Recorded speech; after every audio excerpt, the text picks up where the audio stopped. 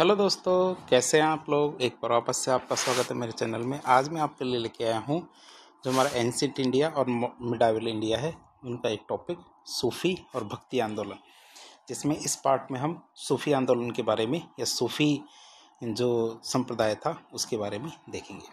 तो संतों और सूफियों के प्रयासों से जो भक्ति और सूफी आंदोलन प्रारंभ हुए थे, उसे मध्ययुगीन भारत के जो सामाजिक और धार्मिक जीवन में एक नवीन शक्ति और गतिशीलता का संचार हुआ। तो बात कर रहे हैं हम किसकी, सूफी और भक्ति आंदोलन की। तो इनकी बारे में क्या देखा हमने कि जब ये भक्ति और सूफी आंदोलन प्रारंभ हुए थे तो उससे क्या हुआ, मध्यकालीन जो भारत था उसके सामाजिक और धार्मिक जीवन में एक नवीन शक्ति और गतिशीलता का संचार होता है।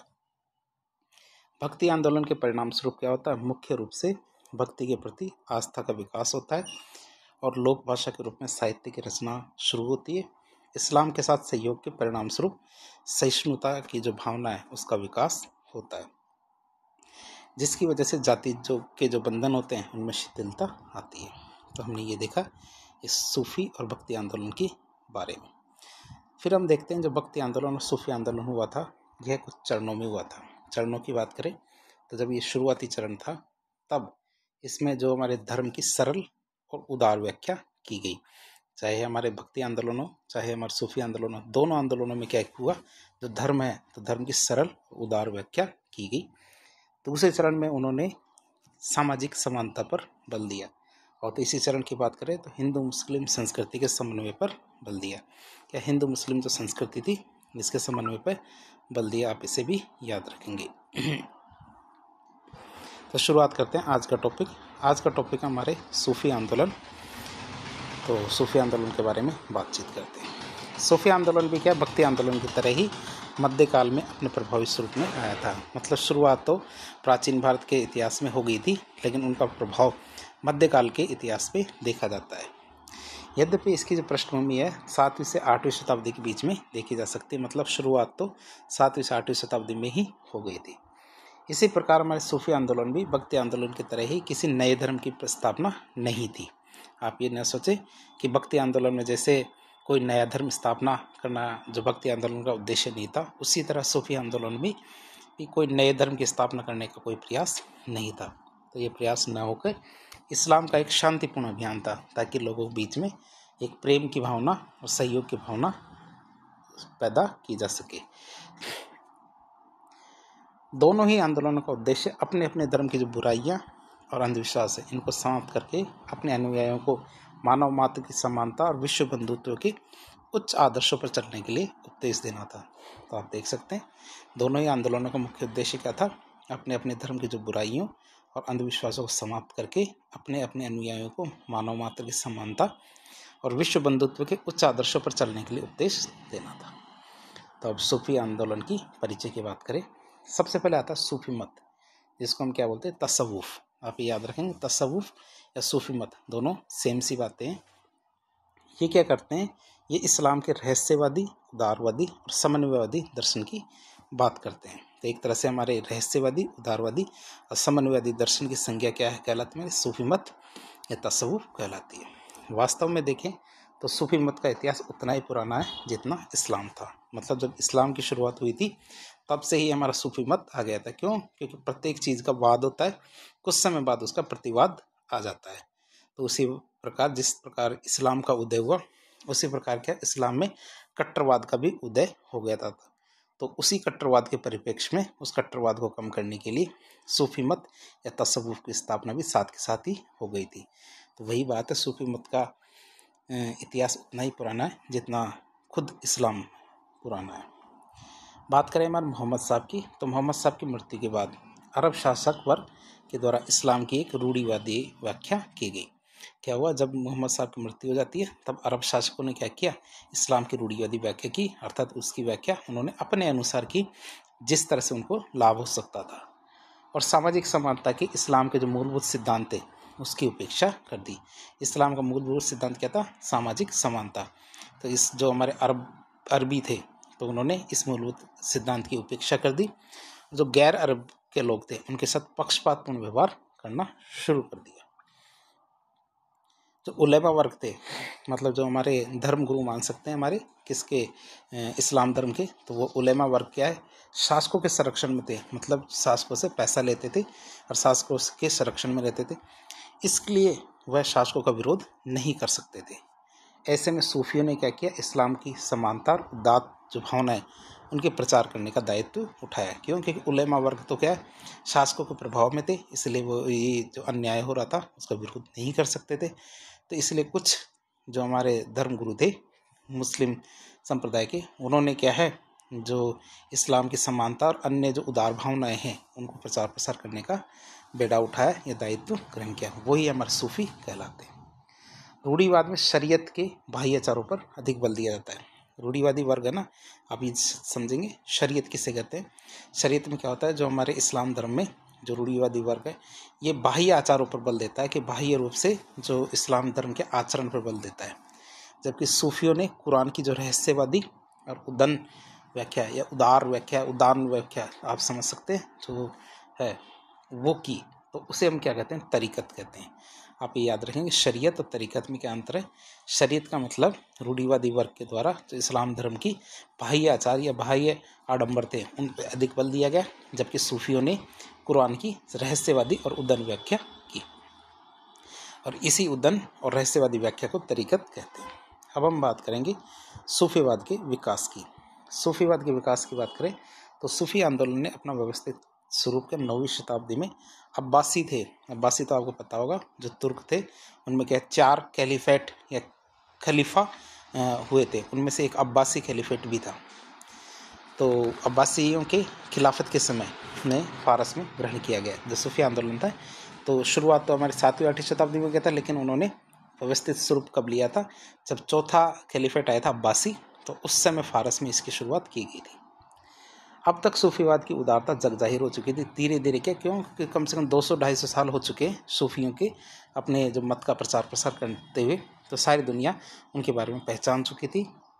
अब बात करें इन्होंने बौद्ध मत, जैन मत, ईसाइयों, हिंदुत्व आदि सभी दर्शनों के जो उपयोगी तत्व थे उनको स्वीकार किया। जो सूफी थे उन्होंने ऐसा नहीं है कि रूढ़िवाद के तहत जो कुरान में व्याख्या दी गई है केवल वही वो ग्रहण करते थे। इसके अलावा जो उन्होंने बौद्ध मत, जैन मत, ईसाई, हिंदुत्व, जहाँ से भी वो अच्छे अच्छे गुण ग्रहण कर सकते थे उनको उन्होंने ग्रहण करना शुरू किया। बात करें एकांत में जीवन और फक्कड़पन, सूफियों ने किन से सीखा? बौद्ध मत से सीखा। आप ये याद रखेंगे, एकांत में जीवन मतलब एक अकेले रहकर वो क्या करते थे, साधना करते थे। ये उन्होंने किससे सीखा? बौद्ध मत से। और फक्कड़पन जीवन मतलब गरीबी का जीवन। उन्होंने खानकाह का संगठन करना, मतलब किसी भी एक जगह रहकर अपने जो मत है उसका प्रचार प्रसार करना उन्होंने किससे सीखा? ईसाइयों से। तो ईसाई मत से उन्होंने खानकाहों का संगठन सीखा। और आत्मा परमात्मा के बीच में संबंधों का विवेचन, क्या आत्मा और परमात्मा के बीच के संबंधों का विवेचन हिंदुत्व के वेदांत दर्शन से उन्होंने सीखा। आप ये बता सकते हैं उन्होंने किन से कौन कौन सी चीज़ें सीखी? शुरू की बात करें, जब ये सूफी मत आया था तो शुरू में शिया और सुन्नी दोनों ही मुस्लिम संप्रदायों ने हमारे सूफियों का ज़बरदस्त विरोध किया था। क्यों? क्योंकि दोनों ही समझ नहीं पाए थे कि सूफी वास्तव में क्या कहना चाहते थे।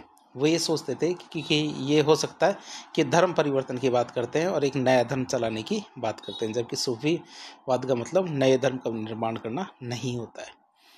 तो इसी वजह से क्या है, इसी डर की वजह से हमारे शिया और सुन्नी जो संप्रदाय थे, दोनों संप्रदायों ने इनका ज़बरदस्त विरोध किया। कई बार तो क्या है, जो हमारे सूफी होते थे उनको मृत्युदंड की सज़ा तक दे दी जाती थी।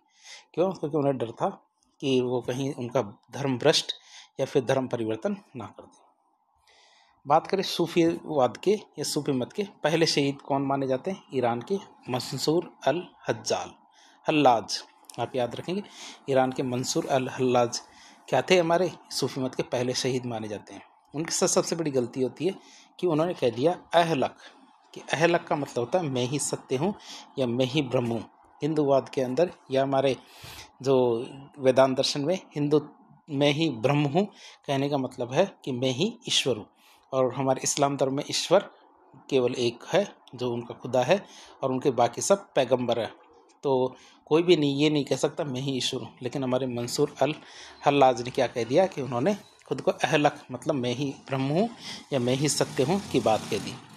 तो इसी वजह से उनको मृत्युदंड की सज़ा दे दी जाती कब? 1922 में। तो हमारे सूफी मत के पहले शहीद माने जाते हैं मंसूर अल हल्लाज। भारत की बात करें तो भारत में औरंगजेब के समय समरद नाम के एक सूफी संत थे, आप याद रखेंगे समरद नाम का, सरमद, समरद नहीं है सरमद नाम के एक सूफी संत थे, उनको भी मृत्युदंड की सज़ा दी गई थी। और इसी वजह से दी गई थी, क्यों? क्योंकि वो अपने धर्म का सूफीवाद का प्रचार प्रसार कर रहे थे। वैसे अल गज्जाली की बात करें, किसकी? अल गज्जाली की बात करें, क्यों? क्योंकि सभी लोग क्या डरे हुए थे कि हमारे चाहे शिया हो या सुन्नी हो, वो डरे हुए थे कि वास्तव में वो समझ नहीं पा रहे थे सूफीवाद वास्तव में है क्या। तो इस वजह से क्या है, सबके सामने आते हैं कौन? अल गज्जाली। क्यों? अल गज्जाली सबके सामने आते हैं 1057 से 1112 के बीच में, नामक एक अरबी दार्शनिक सबके सामने आते हैं, और वो इस्लाम के रूढ़िवादियों और सूफियों के बीच में जो तनाव हो रहा था उसको कम करने का प्रयास करते हैं। क्या करते हैं वो? इस्लाम में जो रूढ़िवादी लोग हैं और सूफी है, इनके बीच में जो तनाव हो रहा था, नापसंदगी हो रही थी, इसको कम करने का प्रयास करते हैं। और लास्ट में क्या है, अल गज्जाली ये सिद्ध कर देते हैं कि तरीक़त और शरीकत इसका विरोध नहीं है, कि तरीक़त करना मतलब इस्लाम की उदार व्याख्या करना होता है, न कि शरीयत का विरोध करना है। तो उन्होंने ठीक से समझाया, तब जाके ये विरोध थोड़ा कम होता है। और वैसे इसको क्या कहते हैं, शिया और सुन्नी दोनों ही पसंद नहीं करते, लेकिन उनका विरोध करना भी कम हो जाता है। अब बात करें, सूफ़ी शब्द है, सूफीवाद में एक शब्द आता है सूफ़ी, तो सूफ़ी शब्द की उत्पत्ति किस प्रकार हुई? बात करें तो सूफी मत क्या, इस्लाम धर्म में उदार, रहस्यवादी और संश्लेषणात्मक प्रवृत्तियों का प्रतिनिधित्व करने वाली एक विचारधारा है। तो क्या हमारे सूफी मत क्या, इस्लाम धर्म में उदार, रहस्यवादी और संश्लेषणात्मक प्रवृत्तियों का प्रतिनिधित्व करने वाली एक विचारधारा है। सूफी शब्द की उत्पत्ति के संबंध में इतिहासकारों में तो मतभेद है कि पता नहीं इसकी उत्पत्ति कैसे हुई होगी। विभिन्न विद्वानों ने सूफी शब्द की व्युत्पत्ति मूलक व्याख्या अलग अलग दृष्टि से की है कि सूफी शब्द पता नहीं किस तरह से आया है, सभी ने अपने अनुसार इसकी व्याख्या की है। सबसे प्रसिद्ध मत के अनुसार देखिए तो सूफी शब्द सूफ से विकसित हुआ है। किससे? सूफ शब्द से विकसित हुआ है, जिसका अर्थ है ऊन या ऊनी कपड़ा। सूफी साधक क्या आरंभिक समय में भेड़ या बकरी की ऊन से बने कपड़े पहना करते थे। सूफी साधक क्या थे? शुरुआत में भेड़ या बकरी की ऊन से बने कपड़े पहना करते थे, धारण करते थे, इसलिए मान सकते हैं कि उन्हें सूफी कहा गया होगा। दूसरे मत के अनुसार देखें तो सूफी शब्द की उत्पत्ति सफ़ा से हुई है। क्या? सूफी शब्द की उत्पत्ति सफ़ा से हुई है, जिसका अर्थ है पवित्रता या फिर हमारी शुद्धि की अवस्था। क्या? जिसका अर्थ क्या होता है? पवित्रता या शुद्धि की अवस्था होती है। इस व्याख्या के अनुसार देखें तो आचरण की पवित्रता और शुद्धता के कारण ही इन लोगों को सूफी कहा गया। क्यों? क्योंकि सूफीवाद में आचरण की पवित्रता और शुद्धता पर बहुत ज़्यादा बल दिया जाता है, इसलिए इन लोगों को क्या कहा गया? सूफी कहा गया। कुछ विद्वानों ने सफ़ा शब्द की एक और व्याख्या की है कि सफ़ा शब्द कहीं और से भी आया, उन्होंने बताया। तो उन्होंने क्या बताया? उनके अनुसार मोहम्मद पैगम्बर साहब के द्वारा मदीना की जो मस्जिद है उसके बाहर सफ़ा मतलब मक्का की एक पहाड़ी है, उस पहाड़ी पर जिन लोगों ने शरण दी थी मोहम्मद साहब को, क्या मोहम्मद साहब जो पैगम्बर थे उनके इस्लाम धर्म के, उनको जिन लोगों ने शरण दी थी वही आगे चल के सूफ़ी कहलाते थे। और ये कहाँ था? जब मदीना की मस्जिद थी उसके बाहर सफ़ा नाम की एक पहाड़ी थी, वहाँ पे मोहम्मद साहब को शरण दी थी। तो जिन्होंने शरण दी थी तो वही क्या कहलाए? आगे चल के सूफ़ी कहलाए। और वैसे देखें ध्यान से तो इतने सारे जो मत आए थे उनमें से किसी का मत सर्वमान्य नहीं होता, लेकिन ज़्यादा संभावना यह है कि सूफी शब्द की उत्पत्ति सूफ मतलब ऊन से हुई है। क्यों? क्योंकि प्रथम बार देखने में तो समाज में यही नज़र आता है कि जो सूफी संत होते हैं ये ऊन से बने वस्त्र पहनते हैं, इसलिए उनको सूफी कहा गया होगा। और यही चलकर क्या आगे चलकर यही व्याख्याएं अलग अलग विकसित होती गई थी। कुछ भी आजकल क्या इसका अर्थ तसव्वुफ को मानने वाले लोग माने जाते हैं। क्या? तसव्वुफ को मानने वाले जो साधक होते हैं उनसे ही लिया जाता है। सूफी संत कौन कहलाते हैं? जो तसव्वुफ को मानने वाले होते हैं, उनकी साधना करने वाले होते हैं। और तसव्वुफ का मतलब जो इश्क मजाजी और इश्क हकीकी के सिद्धांत को मानते हुए धर्म को सभी धर्मों से प्रेम करते हैं। क्या? इश्क मजाजी और इश्क हकीकी के सिद्धांत को मानते हुए सभी धर्मों से प्रेम करते हैं, वही हमारे तसव्वुफ को मानने वाले साधक कहलाते हैं या फिर सूफी संत कहलाते हैं। अब हम सूफी संगठन के बारे में बात करते हैं कि सूफी संगठन किस तरह से बनते हैं। सूफियों के संगठन या संघ को क्या कहते हैं? वस्ल। आप याद रखें कि सूफियों के संघ को क्या बोलते हैं? वस्ल कहते हैं। उनके मठ को खानका या जमायत खाना कहते हैं। आप इसे याद रखेंगे, सूफियों के संघ को वसल कहते हैं और उनका जो मठ है तो मठ को खानका या जमायत खाना कहते हैं। सूफियों की बात करें तो सूफियों में ओवरऑल देखें तो 2 संप्रदाय होते थे। एक को तो हम बाशरा कहते थे, दूसरे को बेशरा कहते थे। आप याद रखेंगे, सूफियों के 2 संप्रदाय थे, एक बाशरा और एक बेशरा। बाशरा की बात करें तो वे जो शरीयत के आदेशों को पालन करते थे उन्हें बाशरा कहते थे। वे जो शरीयत के आदेशों का पालन करते थे उन्हें बाशरा कहते थे। और बेशरा की बात करें, वे जो जानबूझकर शरीयत के आदेशों का उल्लंघन करते थे। वे जो जानबूझ के क्या करते थे, शरीयत के आदेशों का उल्लंघन करते थे और समाज में इन्हें आदरणीय नहीं माना जाता था। आप इसे याद रखेंगे। जैसे हमारे मजदूब, कलंदर, ये लोग थे जो क्या करते थे, शरीयत के आदेशों का उल्लंघन करते थे। साथ ही साथ ये खानकाहों का सख्त विरोध करते थे कि मतलब एक संगठन बना के, एक जो जगह बनाकर वहाँ से जो अपने मत का प्रचार प्रसार करते हैं उनका विरोध करते थे हमारे बेशरा लोग ये मानते थे कि व्यक्ति को फकड़पन का जीवन, ये गरीबी का जीवन जीना चाहिए। साथ ही साथ क्या जो सूफी संत होते हैं उनको कभी पैसे नहीं लेना चाहिए, राजाओं से दूरी बना के रखनी चाहिए। तो ये हमारे जो बेशरा थे ये ऐसा मानते थे। अब बात करते हैं दरगाह। जो सूफीवाद के अंदर दरगाह किसे कहते हैं? जो सूफी संत होते हैं तो सूफी की कब्र क्या है, दरगाह कहलाती थी। क्या सूफियों की जो कब्र होती है उसे दरगाह कहते हैं और दरगाह को बहुत पवित्र माना जाता है। इसी में क्या सूफियों में संत पूजा की परंपरा विकसित होती है। जो हमारे दरगाह है यहीं से शुरुआत होती है हमारे संतों की पूजा करना। सिलसिला सूफियों में संबंधों की श्रृंखला की संख्या कहलाती है। जैसे हमारे बहुत सारे सिलसिले शुरू हुए थे तो सिलसिले आपसे पूछा जाए सिलसिला किसे कहते हैं? सिलसिले का मतलब है सूफियों में संबंधों की श्रृंखला सिलसिला कहलाती है। और प्रत्येक सिलसिले में एक प्रधान जो हमारे संत होता है वो होता है जिसे हम क्या कहते हैं, खलीफा कहते हैं। प्रत्येक सिलसिले में एक प्रधान संत होता है जिसे हम क्या कहते हैं, खलीफा कहते हैं। तो ऐसे करके भारत के अंदर और विश्व के अंदर बहुत सारे सिलसिले चले। अब बात करें भारत की, क्योंकि विश्व के से तो हमें क्या मतलब है, क्योंकि हमें तो भारत से मतलब है। तो भारत में चलने वाले प्रमुख सूफी सिलसिलों की बात करते हैं। पहला सिलसिला आता है हमारे कौन सा, चिश्ती सिलसिला। तो भारत में चिश्ती संप्रदाय सबसे अधिक लोकप्रिय और प्रसिद्ध हुआ था। मतलब आपको पता होना चाहिए कि जितने भी सिलसिले थे उनमें से भारत के अंदर सबसे ज़्यादा प्रसिद्ध कौन हुआ था, चिश्ती सिलसिला। अब चिश्ती सिलसिला प्रसिद्ध क्यों हुआ, तो उसके अंदर ऐसी कौन कौन सी विशेषताएं थी जिसके कारण वह भारत में आसानी से प्रसिद्ध हो जाता है। पहली बात आती है प्रेम और भक्ति। उसके अंदर क्या था, प्रेम और भक्ति, जिसे वो क्या कहते थे, इश्क कहते थे। तो चिश्ती संप्रदाय में ईश्वर के प्रति गहरा प्रेम और भक्ति को आध्यात्मिक मार्गों का सबसे महत्वपूर्ण पहलू माना जाता है। क्या होता है चिश्ती संप्रदाय में, क्या होता है, हमारे ईश्वर के प्रति जो गहरा प्रेम होता है और भक्ति होती है, इसको आध्यात्मिक मार्ग का सबसे महत्वपूर्ण पहलू माना जाता है। संत क्या अपने शिष्यों को ईश्वर से प्रेम करने और उसी प्रेम को सभी प्राणियों में देखने की शिक्षा देते हैं। जो हमारे चिश्ती संत है वो क्या कहते हैं शिष्यों को कि आप ईश्वर से प्रेम करो और साथ ही साथ जो प्रेम है उस प्रेम को सभी प्राणियों में देखने की कोशिश करो। तो ऐसी शिक्षा देते हैं। फिर संगीत सभाएं, जिसे क्या है, समा कहते थे। चिश्ती संत क्या है, संगीत सभाएं आयोजित किया करते थे जिसे वो क्या कहते थे, समा। तो चिश्ती संत संगीत, विशेषकर कव्वाली को ईश्वर के साथ आध्यात्मिक मिलन का एक शक्तिशाली माध्यम मानते थे। चिश्ती संत क्या मानते थे, जो संगीत है जिसमें खासकर एक विधा होती है वो होती है कव्वाली। तो संगीत को क्या कहते थे, ईश्वर के साथ जो आध्यात्मिक मिलन है इसका शक्तिशाली माध्यम क्या है, संगीत। समा की महफिलों में भक्तिपूर्ण संगीत और कविताएं गाई जाती है। क्या होता है, जो समा होते हैं संगीत गोष्ठियाँ, तो समा की महफिलों में भक्तिपूर्ण संगीत और कविताएं गाई जाती है, जिससे क्या है, हमारे श्रोताओं के में रहस्यमय अनुभव और ईश्वर के प्रति प्रेम की भावना जागृत होती है। क्या होता है, जिससे जो श्रोता होते हैं संगीत को सुनने वाले, उनमें रहस्यमय अनुभव और ईश्वर के प्रति प्रेम की भावना जागृत होती है। फिर दूसरा विशेषता देखें तो सादा जीवन और त्याग। तो चिश्ती संत सांसारिक सुख सुविधाओं से दूर रहकर एक सादा और तपस्वी जीवन जीते थे। क्या चिश्ती संत क्या होते थे, सामाजिक सुख सुविधाओं से दूर रहकर एक सादा और तपस्वी जीवन जीते थे।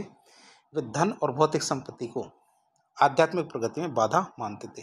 वे क्या मानते थे, धन और भौतिक संपत्ति को आध्यात्मिक प्रगति में बाधा मानते थे और ज़रूरतमंदों की सेवा करने पर ज़्यादा जोर देते थे। वे क्या सोचते थे, ज़रूरतमंदों उनको, अब यदि आपके पास धन है तो वो उनको दे दो, क्यों, क्योंकि उनके ज़्यादा काम आएगा।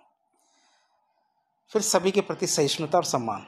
तो चिश्ती संतों ने सभी धर्मों और समुदायों के लोगों के प्रति गहरी सहिष्णुता और सम्मान का भाव रखा। क्या चिश्ती संतों ने सभी धर्मों और समुदायों के लोगों के प्रति गहरी सहिष्णुता और सम्मान का भाव रखा।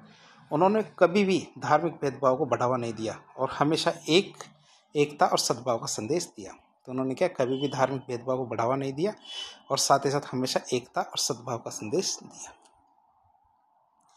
अगली विशेषता आती है संप्रदाय की, वो थी हमारे राज्य और राजनीति से दूरी। राज्य और राजनीति से दूरी की बात करें तो चिश्ती संतों ने आमतौर पर राज्य और राजनीतिक मामलों से दूरी बनाए रखी। क्या चिश्ती संत क्या करते थे, आमतौर पर राज्य और जो राजनीतिक मामले होते थे उनसे दूरी बना के रखते थे। वे शासकों से अनुदान स्वीकार करने से भी परहेज करते थे। वे राजा होते थे, उनसे किसी प्रकार का अनुदान नहीं लेते थे और अपना ध्यान क्या, आध्यात्मिक विकास और लोगों की सेवा पर केंद्रित रखते थे। अपना ध्यान कहाँ रखते थे वो, जो अपना ध्यान आध्यात्मिक विकास और लोगों की सेवा पर केंद्रित रखते थे। चिश्ती संप्रदाय में एक सिलसिला शुरू होता है, वो होता है हमारे गुरु शिष्य संबंध का सिलसिला। तो चिश्ती परंपरा में गुरु को तो पीर कहते थे और शिष्य को मुरीद। तो पीर मुरीद की परंपरा शुरू होती है। तो इनके बीच हमारे गहरा और प्रेमपूर्ण संबंध अत्यंत महत्वपूर्ण है। तो चिश्ती सिलसिले, इस चिश्ती परंपरा में क्या होता है, गुरु मतलब पीर और शिष्य मतलब मुरीद, इनके बीच में गहरा और प्रेमपूर्ण संबंध महत्वपूर्ण है। गुरु को आध्यात्मिक मार्गदर्शक माना जाता है, जो शिष्य को प्रेम और करुणा के माध्यम से ईश्वर की ओर लेके जाता है। तो गुरु की बात करें तो गुरु क्या होता है, इसमें गुरु को एक आध्यात्मिक मार्गदर्शक माना जाता है, जो क्या करता है, शिष्य को प्रेम और करुणा के माध्यम से ईश्वर की ओर लेके जाता है। फिर आता है मानवता की सेवा। क्या आता है, मानवता की सेवा।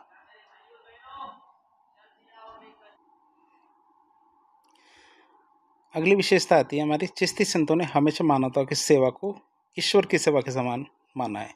चिश्ती संतों ने क्या माना है, हमेशा मानवता की सेवा को ईश्वर की सेवा के रूप में माना है। वो गरीबों, बीमारों और ज़रूरतमंदों की मदद करने में सक्रिय रूप से शामिल रहते थे। वे क्या थे, हमारे गरीबों, बीमारों और ज़रूरतमंदों की मदद करने में सक्रिय रूप से शामिल रहते थे और अपने खानकाहों को सभी के लिए खुला रखते थे। अपने खानकाहों को क्या था, सभी के लिए खुला रखते थे। फिर आता स्थानीय संस्कृति के साथ समन्वय। तो चिश्ती संतों ने स्थानीय भाषाओं और सांस्कृतिक परंपराओं को अपनाया था, जिससे उनका संदेश आम लोगों तक आसानी से पहुंच पाया। उन्होंने क्या है, स्थानीय लोक संगीत और काव्य रूप, इनका भी काफ़ी ज़्यादा उपयोग किया। अपनी शिक्षाओं को फैलाने के लिए उन्होंने क्या किया, जो स्थानीय लोक संगीत थे और काव्य रूप, उनका भी उपयोग किया।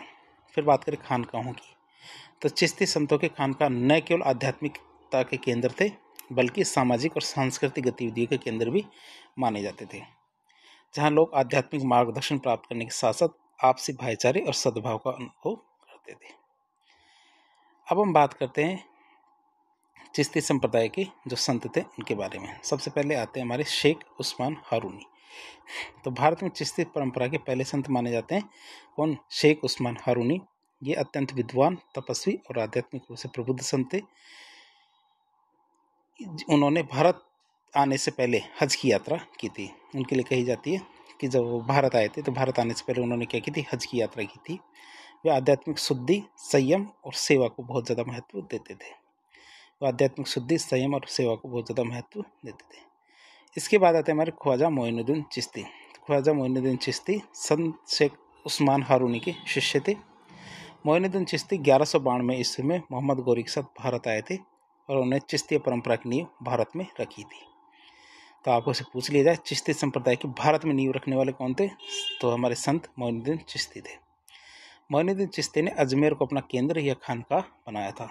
कहाँ बनाया उन्होंने, अजमेर को अपना केंद्र या खानका बनाया था। उनकी दरगाह अजमेर में स्थित है और ये ख्वाजा साहब के नाम से प्रसिद्ध हुए।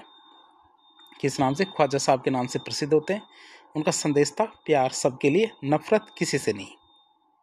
क्या, प्यार तो सबके लिए और नफरत किसी से नहीं, उनका प्रसिद्ध संदेश था। गरीब निवाज मतलब गरीबों के रक्षक के नाम से ये भी जाने जाते थे। तो ख्वाजा साहब या फिर उनको गरीब नवाज कहते थे, मतलब गरीबों का रक्षक। उन्होंने हिंदू मुस्लिम एकता और भक्ति का मार्ग दिखाया था। उन्होंने क्या किया, हिंदू मुस्लिम एकता और भक्ति का मार्ग दिखाया।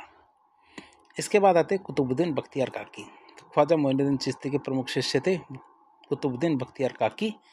उनके नाम में काकी इसलिए जुड़ा क्योंकि उनके भक्तों को बिना कहे काक मतलब रोटी मिल जाया करती थी। क्या, उनके जो भक्त थे, उनको क्या काक मतलब रोटी आसानी से मिल जाती थी, इसलिए उनके नाम के आगे काकी पड़ा। अत्यंत सरल जीवन और सच्ची आध्यात्मिकता में विश्वास उनका सबसे प्रमुख विशेषता मानी जाती है। और दिल्ली में सूफीवाद की नींव इन्हीं के समय में रखी गई थी।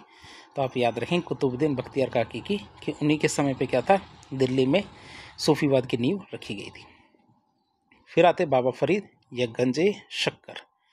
तो बात करें, इनको गंजे शक्कर भी कहते थे। तो बाबा फरीद क्या ख्वाजा कुतुबुद्दीन बख्तियार काकी के शिष्य थे।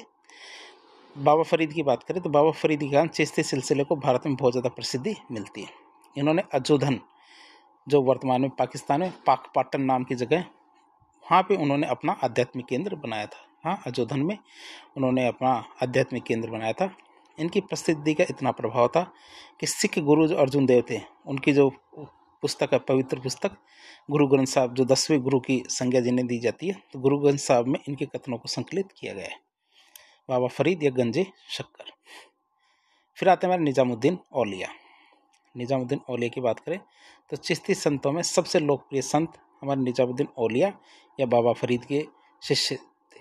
जो निजामुद्दीन औलिया थे, ये क्या थे, बाबा फरीद के शिष्य थे। और इन्हें महबूब ए इलाही या ईश्वर का प्रिय कहा जाता था। क्या, इन्हें महबूब ए इलाही या ईश्वर का प्रिय कहा जाता था। इन्होंने संगीत, प्रेम, सेवा और समर्पण को बहुत ज़्यादा महत्व दिया था। इन्होंने क्या, संगीत, सेवा, प्रेम और समर्पण को बहुत ज़्यादा महत्व दिया। माना जाता है कि हमारे निजामुद्दीन औलिया ने दिल्ली के 7 सुल्तानों का शासनकाल देखा था। क्या मानते हैं कि निजामुद्दीन औलिया ने दिल्ली के 7 सुल्तानों का शासनकाल देखा था, लेकिन वे किसी भी सुल्तान के दरबार में उपस्थित नहीं हुए। निजामुद्दीन औलिया की प्रिय शिष्य थे कौन, अमीर खुसरो। अमीर खुसरो की बात करें तो उनका अपने गुरु निजामुद्दीन औलिया के प्रति गहरा प्रेम और समर्पण था। और इतना प्रेम था कि उनकी मृत्यु अपने गुरु की मृत्यु के कुछ महीने के बाद ही हो गई थी, और उन्होंने दरगाह के पास ही उनको दफनाया। क्या, दरगाह के पास ही उनको दफनाया, तो कुछ समय बाद ही उनकी मृत्यु उनके गुरु के साथ ही हो गई थी। अगले हमारे संत आते हैं शेख बुरहानुद्दीन गरीब।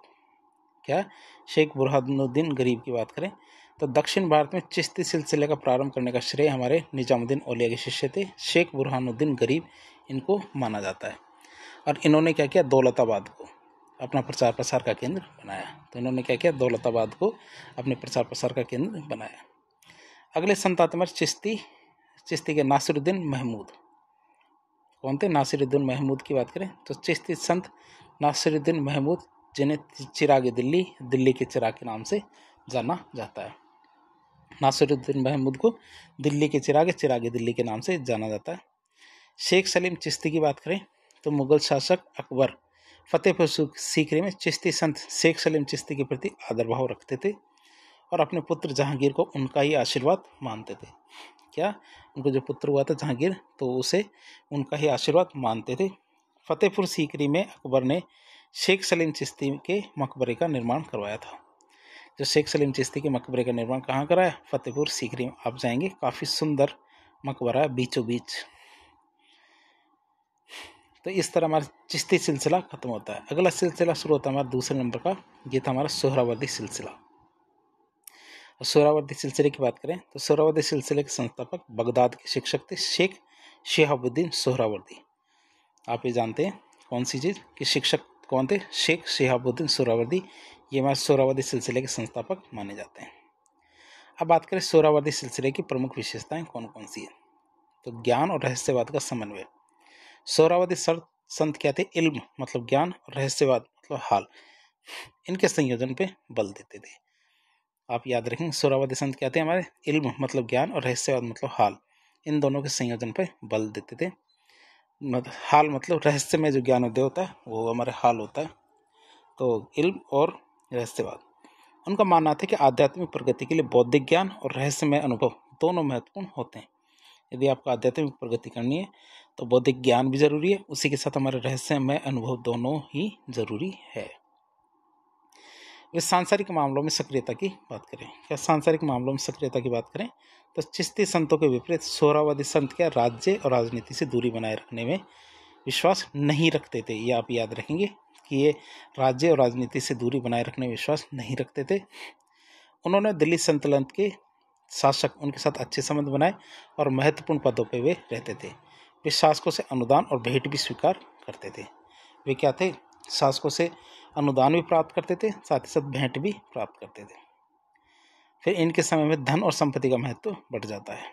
धन और संपत्ति का महत्व की बात करें तो सोहरावर्दी संतों का मानना था कि एक सूफी के पास संपत्ति, ज्ञान और हाल मतलब रहस्यमय ज्ञानोदय जैसे तीनों गुण होने चाहिए। वे नहीं मानते थे केवल दो ही गुण मतलब ज्ञान और हाल हो, वे मानते थे इसमें संपत्ति भी होनी चाहिए ताकि वह गरीबों की बेहतर सेवा कर सके। यदि उनके पास संपत्ति ही नहीं होगी तो वो गरीबों की बेहतर सेवा कैसे करेंगे। उन्होंने अत्यधिक गरीबी और सांसारिक त्याग को आवश्यक नहीं माना।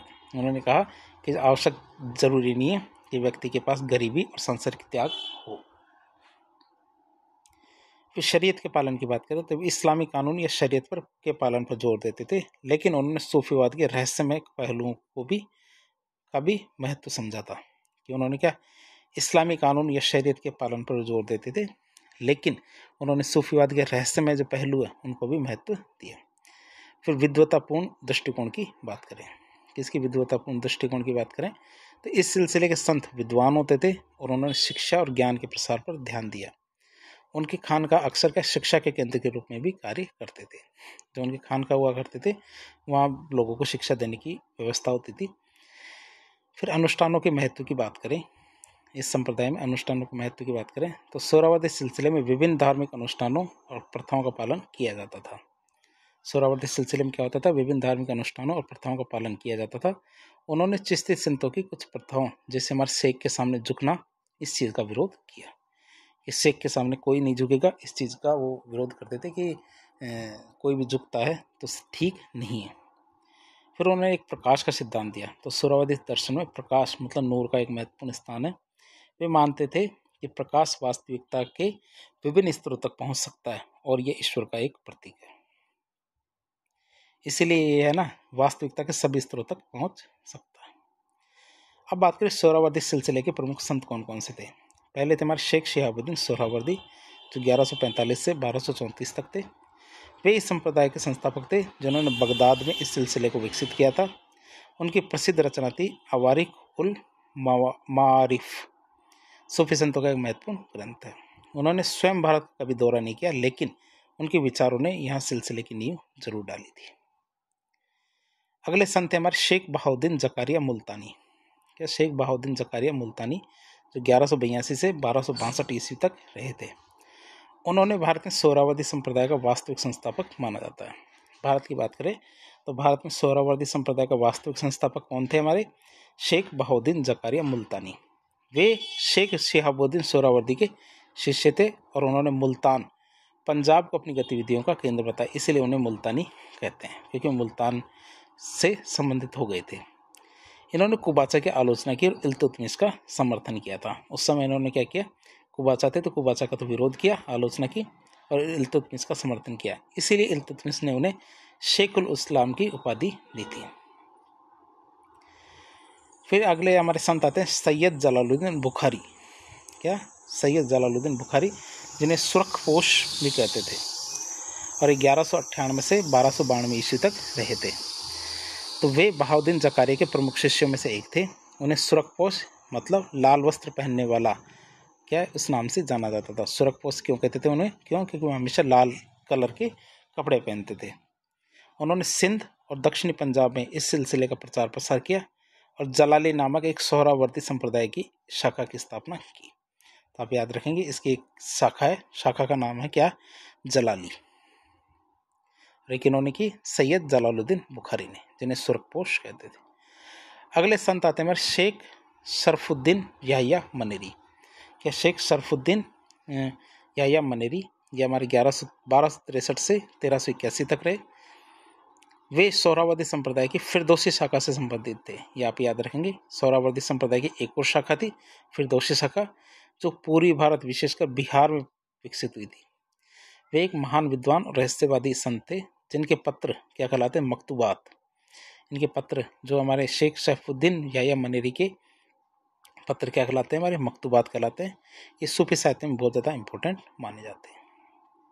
अब हमने दो सिलसिले देखे, एक तो चिश्ती सिलसिला और एक सोहरावर्दी सिलसिला। तो दोनों में यदि अंतर की बात करें, परीक्षा में आ जाए, तो आप क्या बताएंगे कि चिश्ती सिलसिले के संत सुल्तानों और अमीरों से मेल मिलाप नहीं रखते थे, जबकि सोहरावर्दी सिलसिले के संत सुल्तानों और अमीरों से मेल मिलाप रखते थे। दूसरा, चिश्ती संतों को जो धन मिलता था वे गरीबों में बांट देते थे, जबकि सोहरावर्दी संत बहाउद्दीन जकारिया ने सब प्रकार से धन इकट्ठा किया था। चिश्तियों के जमात खाना में हर तरह के लोग आ सकते थे और वे सभी एक बड़े कमरे में बैठते थे, जबकि सोहरावर्दी सिलसिले के लोग को अलग अलग कमरे का रहने का स्थान दिया जाता था कि अमीर यहाँ बैठेंगे, गरीब वहाँ बैठेंगे, मध्यम वर्गीय वहाँ बैठेंगे, तो सबके लिए अलग अलग कमरे थे।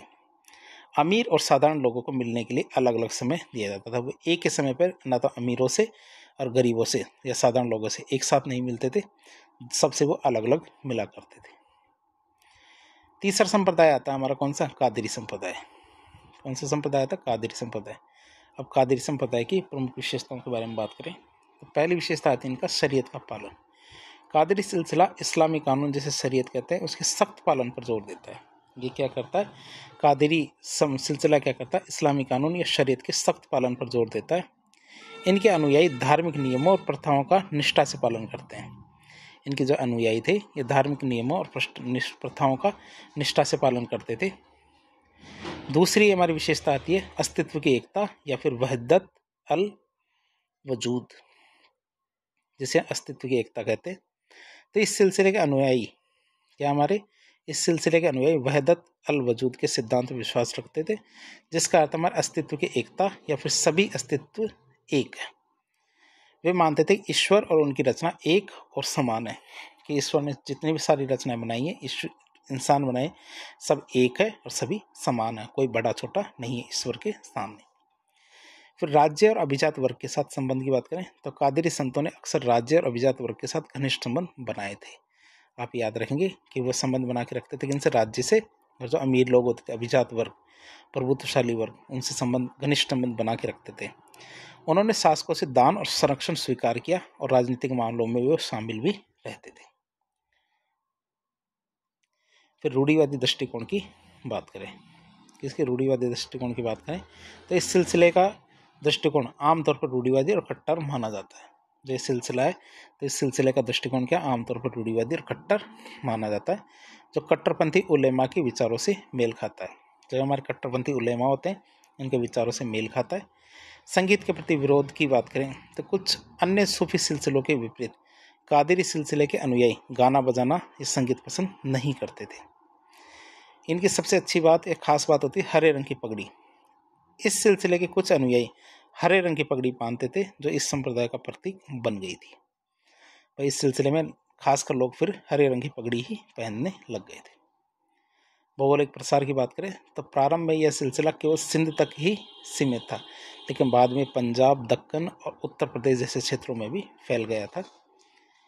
फिर बात करें अब्दुल कादिर गिलानी के प्रति श्रद्धा, तो इस सिलसिले के संस्थापक थे अब्दुल कादिर गिलानी। इनके प्रति ये गहरी श्रद्धा रखते थे और उन्हें पीराने पीर मतलब संतों के पीर के रूप में सम्मानित किया जाता था। संतों के पीर के रूप में मतलब पीराने पीर किसे माना जाता था? अब्दुल कादिर गिलानी।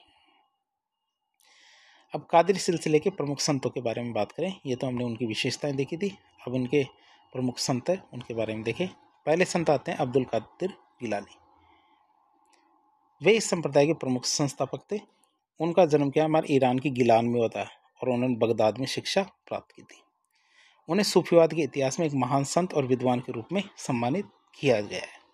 उन्हें पीरान ए पीर मतलब संतों के पीर और गौस उल आजम के महानतम सहायक की उपाधि दी थी। तो गौस ए उल आजम मतलब महानतम सहायक की उपाधि दी गई थी। हालांकि उन्होंने भारत का कभी दौरा नहीं किया, लेकिन उनके विचार और शिक्षाओं ने यहाँ सिलसिले की नींव जरूर रखी थी। अगले हमारे जो सूफी संत आते हैं वो आते हैं सैयद मोहम्मद अल हुसैनी गैसू दराज बंदा नवाज। तो आप बढ़िया नाम है क्या? सैयद मोहम्मद अल हुसैनी गैसू दराज बंदा नवाज। तो ये हमारे 1321 से 1422 तक थे। फिर कादिर सिलसिले के महत्वपूर्ण संत थे। उन्होंने भारत में इस सिलसिले को महत्वपूर्ण या लोकप्रिय बनाने में महत्वपूर्ण भूमिका निभाई थी और वे गुलबर्गा कर्नाटक में बस गए थे। उनका मकबरा आज भी एक महत्वपूर्ण तीर्थ स्थल के रूप में जाना जाता है और उन्हें गेसू दराज कहते थे। गेसू का मतलब होता है बाल, दराज मतलब लंबे, मतलब लंबी जुल्फों वाला कहा जाता था, मतलब गेसू दराज बंदा नवाज। येसुदराज क्यों कहते थे? क्योंकि उनकी जुल्फें लंबी थी। फिर अगले संत आते हैं मियाँ मीर, जो हमारे 1550 से 1635 तक थे। तो पंजाब के एक प्रसिद्ध कादरी संत थे। उन्होंने सभी धर्मों के लोगों के साथ सद्भाव और प्रेम का संदेश दिया था।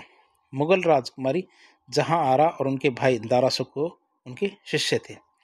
क्या मुगल राजकुमारी जो जहां आरा थी और उनके भाई दारा शिकोह हमारे मियाँ मीर के शिष्य थे, और उन्होंने अमृतसर के स्वर्ण मंदिर की नींव रखने में भी उनका योगदान दिया था। फिर आता है शाह नियामतुल्लाह कादरी। शाह नियामतुल्लाह कादरी की बात करें तो उन्होंने भारत में कादरी सिलसिले को फैलाने में बहुत महत्वपूर्ण भूमिका निभाई थी। उनका प्रभाव मुख्य रूप से उत्तर प्रदेश और दक्कन के क्षेत्रों में था। अगले संत आते हमारे दारा शिकोह खुद, 1615 से 1559 तक। मुगल बादशाह शाहजहां के सबसे बड़े पुत्र दारा शिकोह भी कादरी सिलसिले के अनुयायी थे। वे एक विद्वान और रहस्यवादी थे। उन्होंने हिंदू और इस्लामी विचारों के बीच में समन्वय स्थापित करने का प्रयास किया था। उन्होंने क्या कि हिंदू और इस्लामी विचार है उनके बीच समन्वय स्थापित करने का प्रयास किया। दारा शिकोह ने इस सिलसिले के संबंध में सफीनत उत औलिया नामक एक पुस्तक लिखी थी। अब अगला सिलसिला आता है हमारा कौन सा? नक्शबंदी सिलसिला। कौन सा सिलसिला? नक्शबंदी सिलसिला। तो नक्शबंदी सिलसिले की कौन कौन सी विशेषताएं? पहली आती है शरीयत की प्रधानता। तो यह सिलसिला हमारे इस्लामी कानून जो शरीयत है उसके सख्त पालन पर अत्यधिक जोर देता है। ये सिलसिला क्या करता है? इस्लामी कानून मतलब जो शरीयत है उसके सख्त पालन पर अत्यधिक जोर देता है।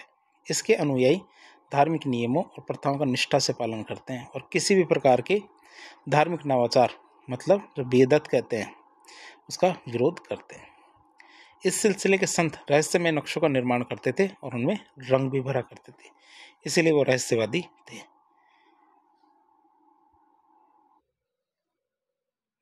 अगली विशेषता आती है हमारे मौन स्मरण, जिसे जिक्र ए खफी कहते हैं। जिसे हम क्या कहते हैं? जिक्र ए खफी कहते हैं।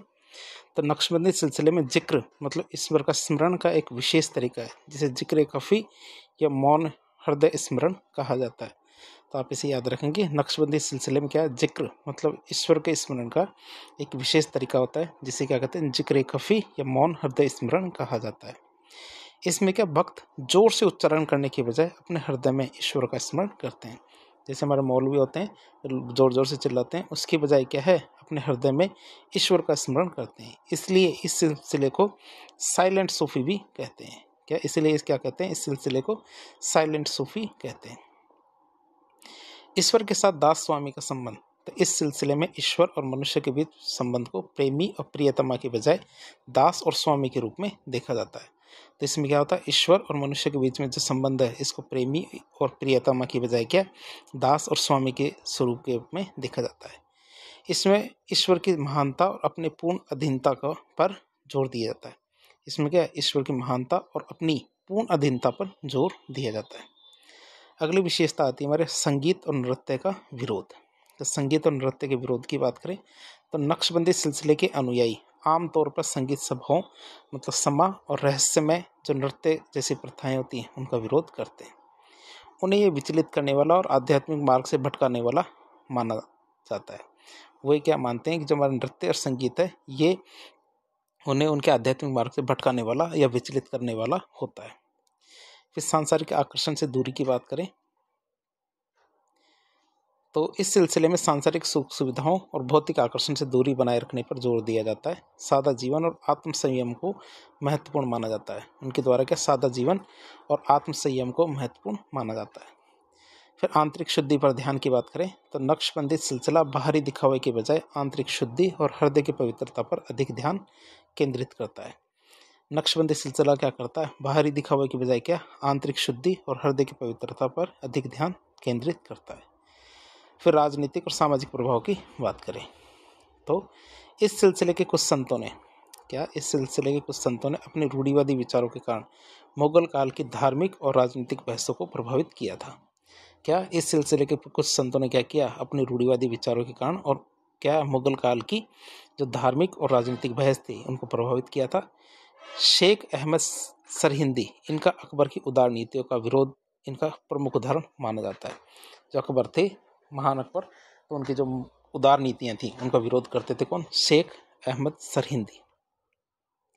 फिर मध्य एशिया से संबंध की बात करें तो इस सिलसिले की जड़ें मध्य एशिया में है और इनके कई महत्वपूर्ण संत हमारे बुखारा और समरकंद जैसे क्षेत्रों से जुड़े हुए हैं।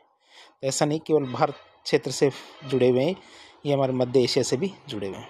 फिर नक्शबंदी सिलसिले के प्रमुख संतों के बारे में देखें। पहले थे हमारे संत कौन? ख्वाजा बहाउद्दीन नक्शबंद बुखारी, जो 1318 से 1389 तक थे। वे इस सिलसिले के संस्थापक माने जाते हैं। हालांकि इस सिलसिले के सिद्धांत और प्रथाएं उनके पहले के सूफी संतों के द्वारा विकसित की गई थी, लेकिन फिर भी वो एक इसके संस्थापक माने जाते हैं। इनका मकबरा क्या? बुखारा, जो वर्तमान में उज्बेकिस्तान है, वहाँ पे स्थित है और ये नक्शबंदी अनुयायियों के लिए एक महत्वपूर्ण तीर्थ स्थल माना जाता है। जो नक्शबंदी अनुयायी है उनके लिए जो बुखारा है, उनका मकबरा, वो एक तरह का तीर्थ स्थल माना जाता है। अगले संत आते हैं ख्वाजा बाकी बिल्ला, जो 1564 से 1603 ईस्वी तक रहे थे। क्या? 1564 से 1603 ईस्वी तक रहे थे ख्वाजा बाकी बिल्ला। तो पहले व्यक्ति थे जिन्होंने 16वीं शताब्दी के अंत में भारत में नक्शबंदी सिलसिले को औपचारिक रूप से स्थापित किया था। और उनका जन्म कहाँ हुआ था? काबुल में हुआ था और उन्होंने मध्य एशिया में शिक्षा प्राप्त की थी। उन्होंने दिल्ली को अपना केंद्र बनाया और इस सिलसिले के सिद्धांतों का प्रचार प्रसार भी किया था। कौन थे? ख्वाजा बक्की बिल्ला। फिर आते शेख अहमद सरहिंदी। शेख अहमद सरहिंदी की बात करें, 1564 से 1624 ईस्वी तक रहे। उन्हें मुजिद अल्फ सानी, ये दूसरे सहस्त्राब्दी का सुधारक के रूप में जाना जाता है, कि दूसरे सहस्त्राब्दी का सुधारक माना जाता है। वे नक्शबंदी सिलसिले के सबसे प्रभावशाली संतों में से एक माने जाते हैं और वो खासकर कहाँ पे? भारत के अंदर। उन्होंने अकबर की जो उदार धार्मिक नीतियां थी उनका विरोध किया और इस्लामी रूढ़िवादिता को पुनर्जीवित करने पर जोर दिया था। उनका मकबरा सरहिंद, मतलब पंजाब में है, तो पाकिस्तान वाला पंजाब है। और औरंगजेब इस परंपरा का समर्थक था। सरहिंदी थे तो इसका समर्थक कौन था? हमारे औरंगजेब। फिर शाह वली उल्लाह देहलवी। क्या शाह वली उल्लाह देहलवी की बात करें, 1703 से 1762 तक थे। वे 18वीं शताब्दी के एक महान इस्लामी विद्वान और नक्शबंदी संत हुआ करते थे। उन्होंने इस्लामी शिक्षाओं का पुनर्मूल्यांकन किया और आधुनिक परिस्थितियों के अनुसार उन्हें प्रस्तुत करने का प्रयास किया था। उनके लेखन का भारतीय मुसलमानों पर काफ़ी ज़्यादा प्रभाव पड़ा था। अगला सिलसिला आता हमारा सत्तारी सिलसिला। क्या सत्तारी सिलसिला? तो सत्तारी सिलसिले की विशेषताएं देखें तो तीव्र आध्यात्मिक प्रगति की थी। इस सिलसिले ने क्या किया था? तीव्र आध्यात्मिक प्रगति की थी। तो इस सिलसिले में आध्यात्मिक प्रगति पर तेजी से इस सिलसिले में आध्यात्मिक मार्ग पर तेजी से प्रगति करने और अपेक्षाकृत कम समय में, क्या दूसरों की अपेक्षा कम समय में ईश्वर के साथ मिलन प्राप्त करने पर जोर दिया जाता था। इसमें एक सत्तर शब्द आता है। सत्तर शब्द का अर्थ होता है तेज। तो इसमें तेजी से प्रगति की जाती है। फिर इस सिलसिले में मैं हूँ की अवधारणा दी जाती है। सत्तारी जो सूफी होते हैं, अनाहलक मतलब मैं ही सत्य हूँ या फिर मैं ही ब्रह्म हूँ, जो मंसूर अल हज्जाल का विवादास्पद बात थी। इसकी वजह ये क्या कहते हैं? मैं हूँ मतलब अपनी व्यक्तिगत सत्ता की स्वीकृति की भावना पर ध्यान केंद्रित करते हैं। ये क्या करते हैं? मैं हूँ मतलब जो स्वयं की जो भावना है ना, अपनी व्यक्तिगत सत्ता की स्वीकृति की भावना, उस पर अपना ध्यान केंद्रित करते हैं। ये स्वयं के भीतर दिव्य की पहचान करने की एक विधि मानी जाती है। ये क्या मानी जाती है? स्वयं के भीतर दिव्य की पहचान करने की एक विधि मानी जाती है। फिर यौगिक तत्वों का समावेश की बात करें तो यह सिलसिला भारतीय रहस्यवाद और यौगिक प्रथाओं जैसे श्वास नियंत्रण, प्राणायाम, ध्यान तकनीकों को अपने आध्यात्मिक अभ्यासों से विशिष्ट रूप से शामिल करता है। मतलब यह सिलसिला क्या? भारतीय रहस्यवाद और यौगिक प्रथाएं होती है, जैसे हमारा श्वास नियंत्रण जिसे हम प्राणायाम कहते हैं, और ध्यान तकनीक, इनको अपने आध्यात्मिक अभ्यासों में विशिष्ट रूप से शामिल करते हैं। मतलब ये योगी करते हैं। फिर अहंकार का परिशोधन। सत्तारी क्या है? अहंकार के पूर्ण निवास विषय। सत्तारी क्या करते हैं? अहंकार के पूर्ण विनाश जिसे हम कहते हैं फना, इसकी बजाय उसके परिशोधन और परिवर्तन पर जोर देते हैं कि अहंकार का परिवर्तन कर दीजिए या परिशोधन कीजिए, न कि उसका पूर्ण विनाश कीजिए, ताकि दिव्य के साथ मिलन संभव हो सके। फिर संगीत और कला का उपयोग की बात करें तो कुछ सत्तारी संत आध्यात्मिक अनुभवों को प्रेरित करने और भक्ति भावनाओं को व्यक्त करने के लिए, तो कुछ सत्तारी संत क्या करते थे? आध्यात्मिक अनुभवों को प्रेरित करने और भक्ति भावनाओं को व्यक्त करने के लिए संगीत और कला को माध्यम के रूप में इस्तेमाल करते थे। फिर रहस्यमय और उत्साही स्वभाव की बात करें तो इस सिलसिले के कुछ संत अपने रहस्यमय और उत्साही स्वभाव के लिए जाने जाते थे, जो पारंपरिक सूफी व्यवहार से थोड़ा अलग हो सकता है।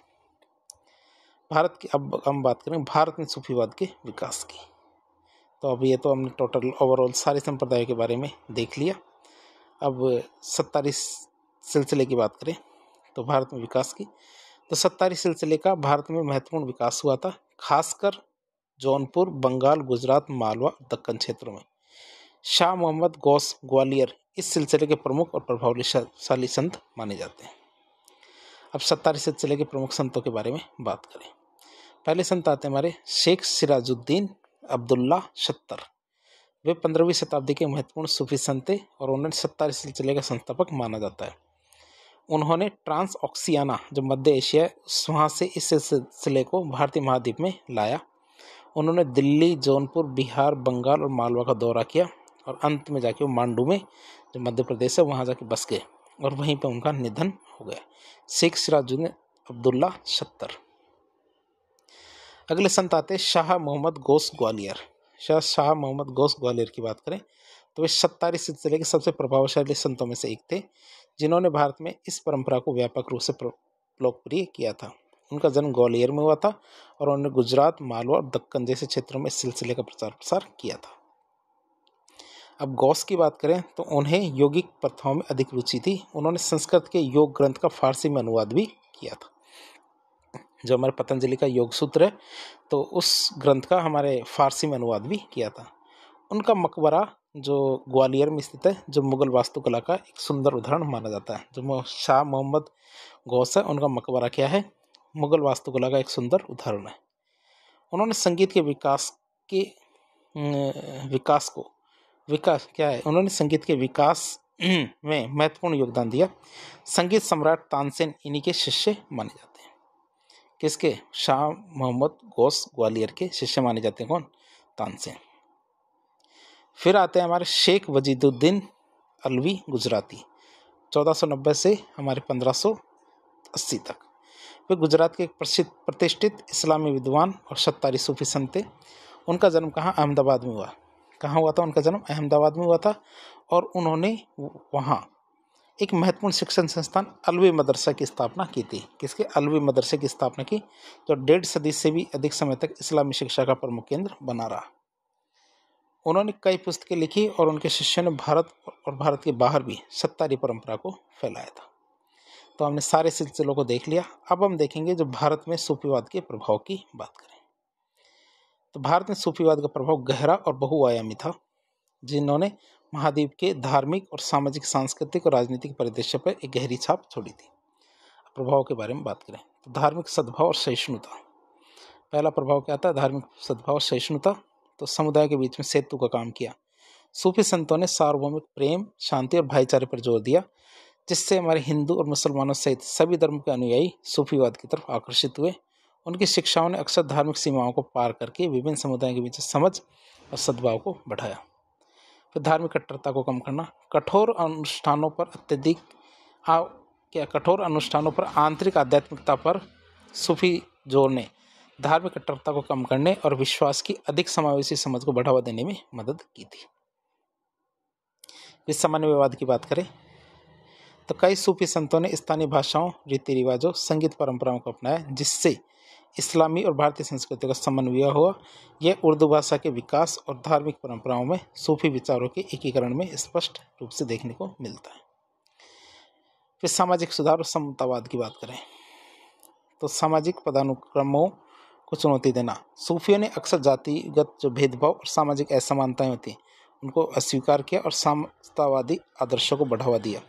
हाशी के जो समुदाय होते हैं उनके अनुयायियों को आकर्षित किया उन्होंने। मानवता की सेवा। तो सूफी खान का सामाजिक कल्याण के केंद्र के रूप में उभरे थे और जरूरतमंदों को भोजन, आश्रय, चिकित्सा देखभाल प्रदान करते थे, भले उनकी वो चाहे धार्मिक पृष्ठभूमि इस्लाम हो या न हो। फिर नैतिक उत्थान की बात करें। किसके नैतिक उत्थान की बात करें तो सूफी शिक्षाओं ने नैतिक आचरण, करुणा और सांसारिक इच्छाओं से डिटैचमेंट पर जोर दिया, जिससे समाज के नैतिक और आध्यात्मिक उत्थान में योगदान मिला। जिससे क्या हुआ? समाज के नैतिक और आध्यात्मिक उत्थान में योगदान दिया। फिर सांस्कृतिक समृद्धि की बात करें तो संगीत के विकास में तो सूफीवाद ने भारतीय संगीत के विकास में महत्वपूर्ण भूमिका निभाई। खासकर कव्वाली के उदय के साथ जो सूफी समा मतलब संगीत सभाओं में ये भक्ति संगीत के रूप में देखा जाता है। साहित्य और कविता के विकास की बात करें तो सूफी संतों के शिष्यों ने विभिन्न क्षेत्रीय भाषाओं में रहस्यमय कविताओं और साहित्य की रचना की, जिससे हमारे प्रेम और भक्ति का संदेश व्यापक रूप से हमारे जो दर्शक थे उन तक पहुंचा। वास्तुकला की बात करें तो सूफी दरगाहों की वास्तुकला शैलियों में अक्सर फारसी, मध्य एशियाई और भारतीय तत्वों का मिश्रण होता था, जिससे भारतीय वास्तुकला की समृद्ध विशेष विविधता में योगदान मिला। राजनीतिक प्रभाव की बात करें तो शासकों का प्रभाव। कुछ सूफी संतों ने शासकों और राजनीतिक अभिजात वर्ग पर काफ़ी प्रभाव डाला। उन्हें न्याय और करुणा के मामले में बहुत सारी सलाह भी दी थी। अकबर की धार्मिक नीतियों की बात करें तो मुगल सम्राट अकबर की धार्मिक सहिष्णुता और समावेशी नीति सूफी विचारों से काफ़ी हद तक प्रभावित रहती थी। रूढ़िवादिता का प्रतिरोध तो नक्शबंदी जैसे कुछ सूफी आदेशों ने धार्मिक रूढ़िवादिता का विरोध करने और इस्लाम की अपनी दृष्टि को बढ़ावा देने में बहुत ही महत्वपूर्ण भूमिका निभाई थी।